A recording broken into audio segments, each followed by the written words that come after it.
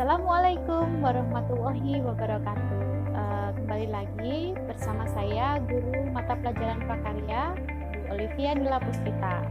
Anak-anakku sekalian, kali ini kita akan membahas di mata pelajaran prakarya bab ke-1, masih lanjutan dari materi minggu lalu.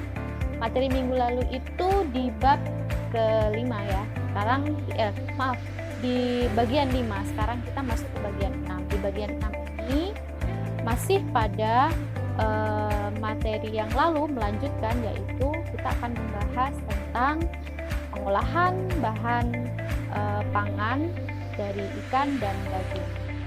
Tanpa lama-lama, yuk mari kita masuk ke materi. Baik anak-anak, sekarang mata pelajaran prakarya kelas 9, Bu Olive akan menjelaskan lanjutan dari materi yang sama, yaitu pengolahan hasil peternakan dan perikanan di bagian 6. Ya, berarti sudah 6 kali. Sebelum kita memulai pelajaran, hendaknya kita mengucapkan basmalah terlebih dahulu bersama-sama. Bismillahirrahmanirrahim. KD-nya masih sama, tujuan pembelajarannya pun juga masih sama. Yang sudah kita pelajari yaitu tentang hasil pertanian dan perikanan yang ada di Indonesia, menyebutkan jenis-jenis perikanan yang hidup di air tawar, air laut dan air payau, teknik pengolahannya, macam-macam bahan rempah, penyajian dan pengemasannya. Kali ini kita akan melakukan pembahasan. Ya, pembahasannya tentang bagaimana cara kita mengaplikasikan bumbu atau rempah-rempah agar olahan itu menjadi lebih nikmat atau lebih enak gitu ya. Setelah kalian mengetahui aneka bumbu dan rempah, siapkan ikan dan daging yang masih segar untuk diolah. Bahan ikan, ayam, dan daging yang segar akan lebih nikmat kalau langsung diolah dengan menambahkan bumbu dan rempah-rempah. Untuk mengolah tersebut dilakukan beberapa tahapan, dimulai dari perencanaan atau merancang proses pembuatan dan penyajiannya yang memiliki nilai estetis dan dapat menambah nilai ekonomi yang tinggi. Di bawah ini akan diberikan beberapa contoh pengolahan ikan dan ayam yang bisa kamu lakukan, ataupun kamu dapat melakukan pengolahan ikan atau ayam atau daging menjadi produk jadi yang sesuai di daerahmu. Kalau di Sidoarjo ini menurutnya Bu Olive lebih banyak penghasil ikan ya, misalnya ada bandeng, kemudian ada udang, cumi dan lain-lain. Jadi hasil olahan laut seperti itu. Di bawah ini akan diberikan beberapa contoh pengolahan ikan yang bisa kamu lakukan, ataupun kamu dapat melakukan pengolahan ikan menjadi produk jadi yang sesuai di daerahmu. Pengolahan ikan. 1. Perencanaan.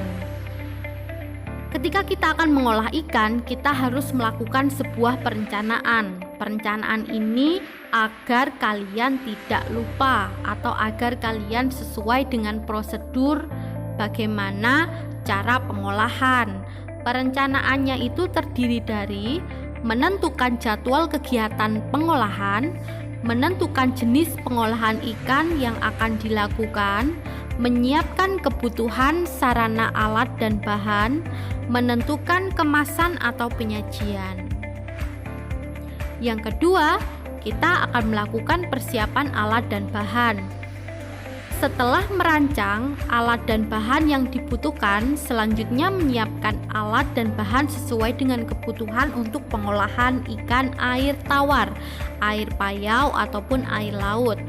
Alat dan bahan dapat digunakan yaitu sebagai berikut. Gambar di bawah ini adalah beberapa alat yang akan kita gunakan untuk pengolahan atau memasak ikan tersebut. Di situ ada kompor anak-anak, kemudian ada sutil, kemudian wajan, kemudian tatanan atau tatanan itu biasanya apa ya bunyi yang kalian ini biasanya bilang, Bu Olive biasanya bilangnya tatanan gitu ya. Kemudian ada blender, kemudian ada apa namanya ulekan atau cobek dan ulekan, kemudian pisau, kemudian dandang buat ngerebus, kemudian baskom, seperti itu. Bahan-bahannya yaitu ikan, itu kita pakai ikan kakap merah ya. Kita pakai ikan kakap merah. Di situ juga terlihat ada bahannya, yaitu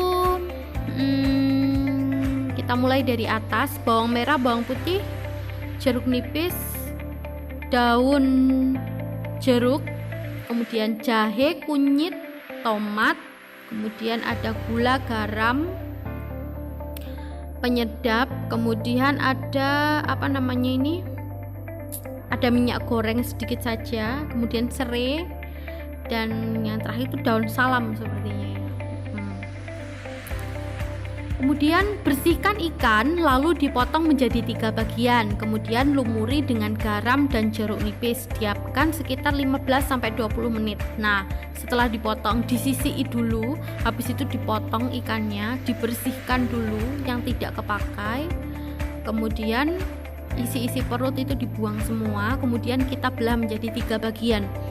Kemudian iris bumbu yang kita butuhkan. Jadi bumbu-bumbu tadi yang sudah ada tadi kita iris tipis-tipis seperti itu ya. Kemudian lanjut pada proses pembuatan. Tumislah bawang merah dan bawang putih sampai harum, kemudian tambahkan bumbu-bumbu lainnya. Buatlah air kaldu sebagai penambah rasa, berarti nanti tinggal memberikan kaldu, boleh kaldu jamur, boleh kaldu ayam, boleh kaldu sapi ya. Kemudian masukkan tumisan bumbu-bumbu ke dalam air kaldu yang sudah mendidih. Masukkan daun bawang yang sudah dipotong-potong. Masukkan daun kemangi untuk menambah cita rasa sup ikan kakap merah. Nah, seperti itu ya. Nah, seperti itu caranya. Kemudian penyajiannya. Penyajian sop ikan kakap menggunakan mangkok akan lebih enak disajikan pada saat masih panas, dengan penambahan jeruk nipis sesuai selera, membuat sop lebih segar disantap dengan menggunakan nasi ataupun tanpa nasi. Nah, seperti ini penampakannya anak-anak. Kalian bisa melihat di gambar ya, begitu sangat segar sekali. Itu ada irisan tomatnya, jadi kelihatan segar. Tomat itu nanti dimasukkan ketika belakangan saja ya. Jadi yang dimasukkan pertama itu ikan, bumbu-bumbu, baru tomatnya yang terakhir. Evaluasi. Di akhir pengolahan ikan perairan Payau, silakan uji masakanmu dengan mempersilahkan orang tuamu atau orang sekitarmu untuk mencobanya. Buatlah catatan evaluasi tentang masakanmu sebagai bahan perbaikan. Baik anak-anak, begitulah cara kalian melakukan step-step dalam memasak ya. Kalian harus merencanakan dulu, kemudian menuliskan bahannya, kemudian menuliskan alat-alat yang akan kalian pakai, kemudian menuliskan cara-caranya, dan yang terakhir adalah evaluasi. Kemudian ini ada tips dari saya, dari Ibu Olive sendiri nih. 1. Cara membersihkan ikan itu dibuang sisiknya, pingsan, dan isi perutnya. Jadi sisik tuh kulit luar, kemudian insang ikan, kemudian isi perutnya itu tidak berguna ya, maksudnya tidak ada gunanya, tidak ada gizinya, jadi kita buang saja. Kemudian yang kedua, agar sisi ikan tidak bertebaran, bersihkan ikan di dalam wadah baskom atau kantong plastik yang besar. Jadi kalau mau bersihkan ikan itu dimasukkan baskom dulu, seperti itu, atau dimasukkan kantong plastik yang besar. Yang ketiga yaitu agar bau amis berkurang, lumuri atau rendam ikan dengan air jeruk nipis, lalu diamkan beberapa menit. Boleh jeruk nipis, boleh jahe kalau memang ini, boleh kalau memang punya jahe. Kalau jeruk nipis campur jahe, nggak apa-apa, lebih bagus. Kemudian tugas. Nah, anak-anakku sekalian, tugasnya ini harus dikerjakan. Bu Olive minta pertanggungjawabannya, silahkan dikirim melalui WA. Nanti kalau ada pertanyaan silahkan tanya langsung ke WA-nya Bu Olive ya. Kemudian bagaimana tahap dan prosesnya, silahkan buat seperti contoh yang sudah Bu Olive jelaskan tadi. Di situ ada perencanaan, ada menuliskan alat dan bahannya, kemudian proses pembuatannya. Jangan lupa difoto dan disajikan juga difoto. Kemudian tulislah evaluasi seperti contoh dalam video berikut itu.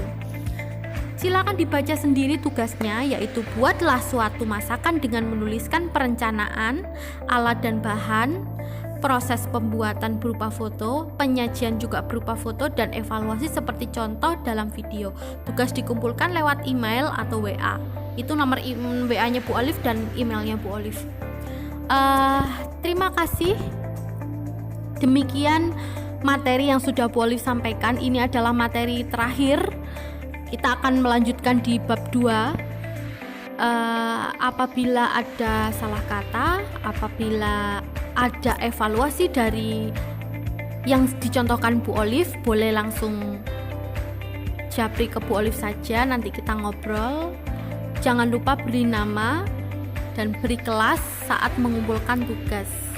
Boleh lewat email, boleh lewat WA. Demikian pembelajaran hari ini. Terima kasih. Wassalamualaikum warahmatullahi wabarakatuh.